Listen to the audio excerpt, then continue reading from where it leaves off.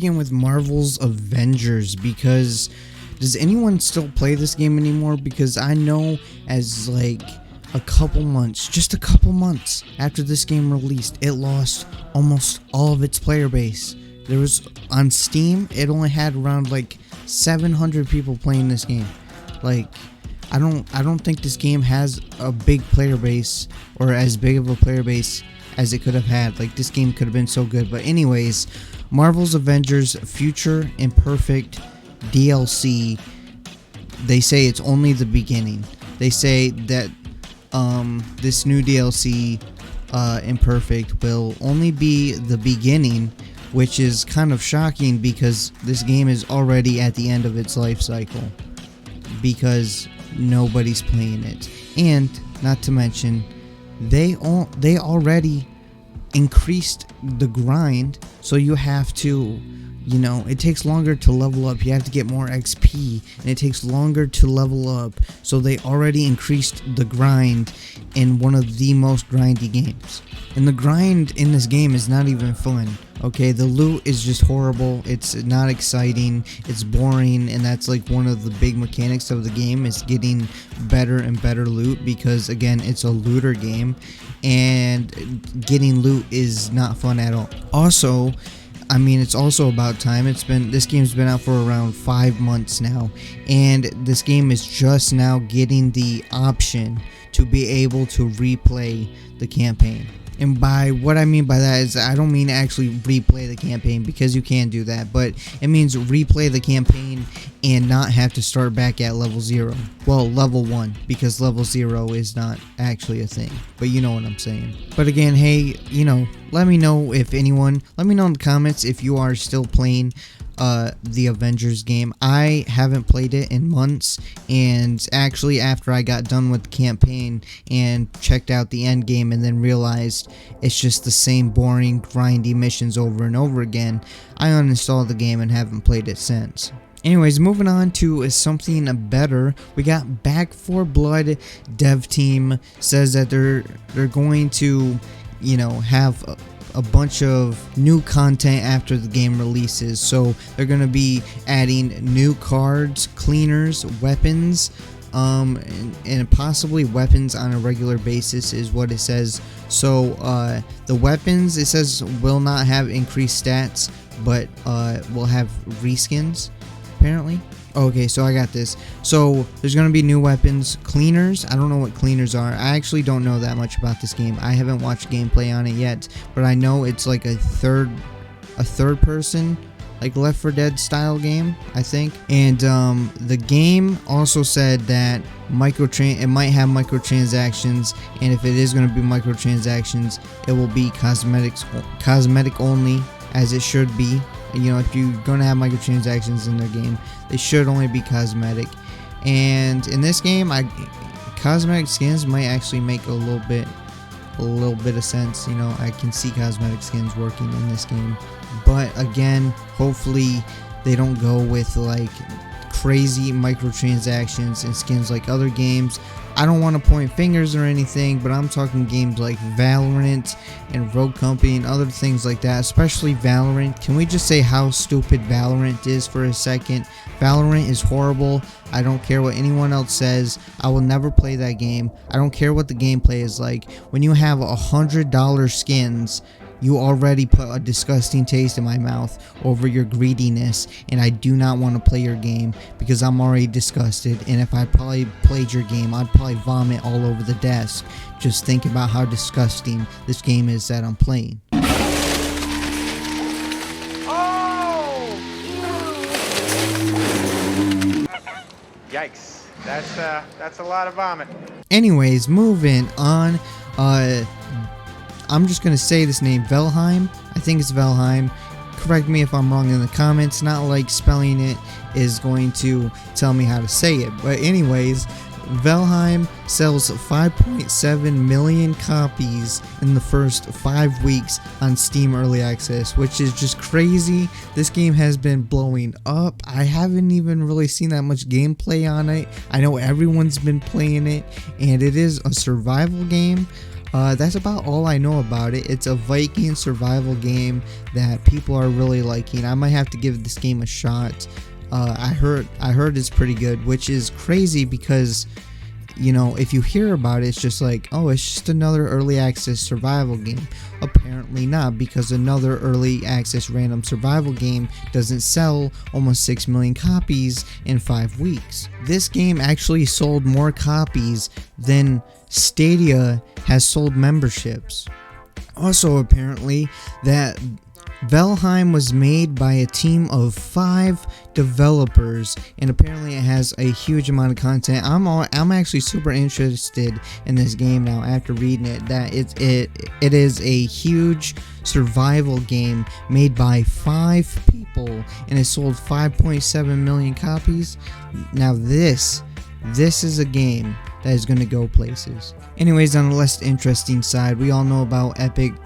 Well, I'm just gonna assume most people know about it because it just got so much coverage just the past couple months. But anyways, Epic expands App Store fight even further with new legal claim against Google in Australia.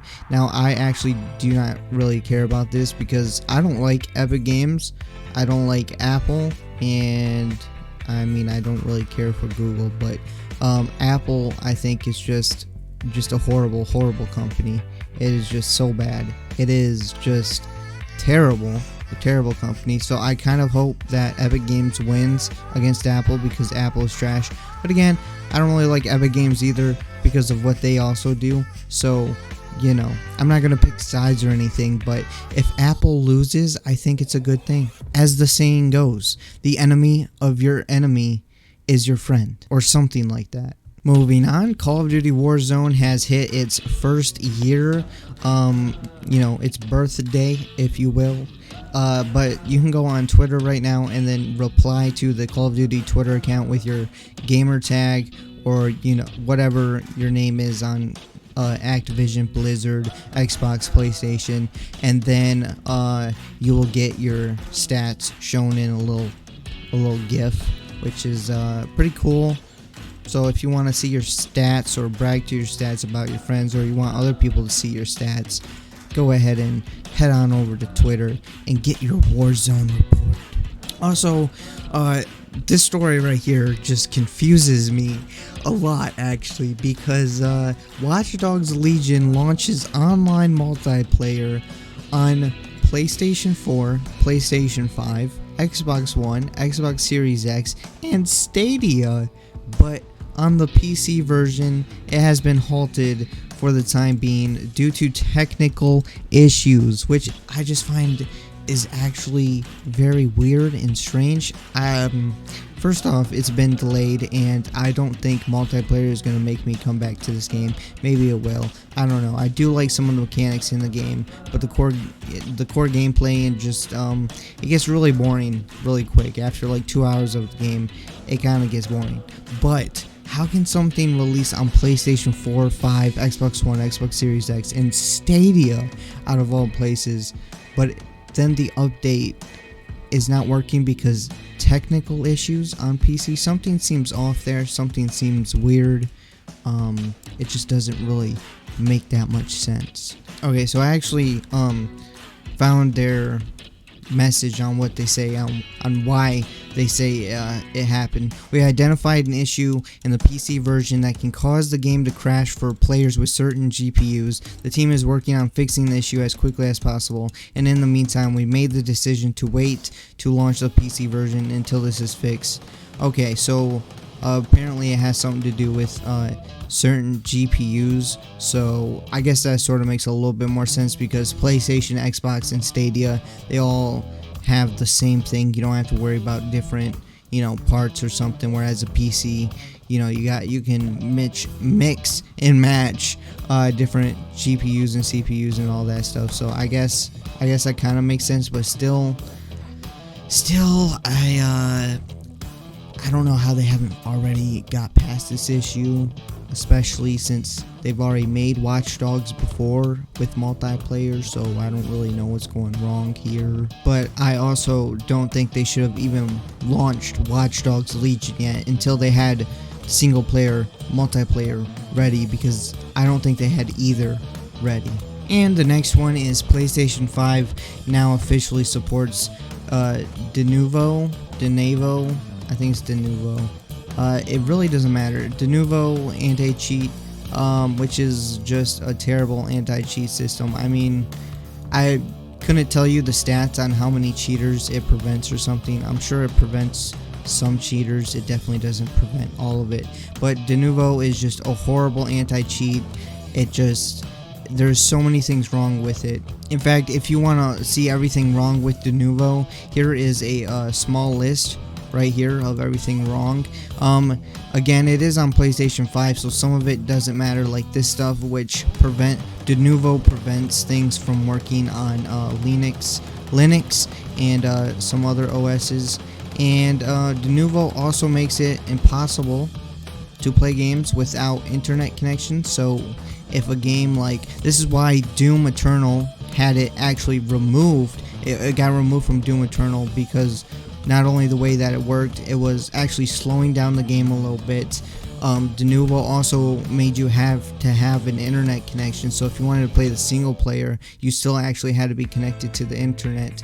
And it also has a privacy issue where on the computer it always runs in the background, and it has high level access of your computer, so it can get in all your files and stuff, and who knows what it's really doing. But just everything about Denuvo is just terrible, and it's just awful, and you shouldn't use it as an anti-cheat.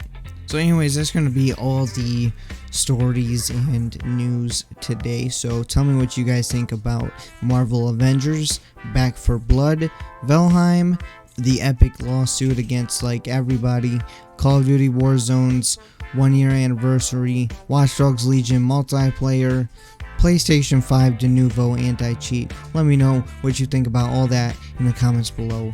And if you haven't already, hit that subscribe button.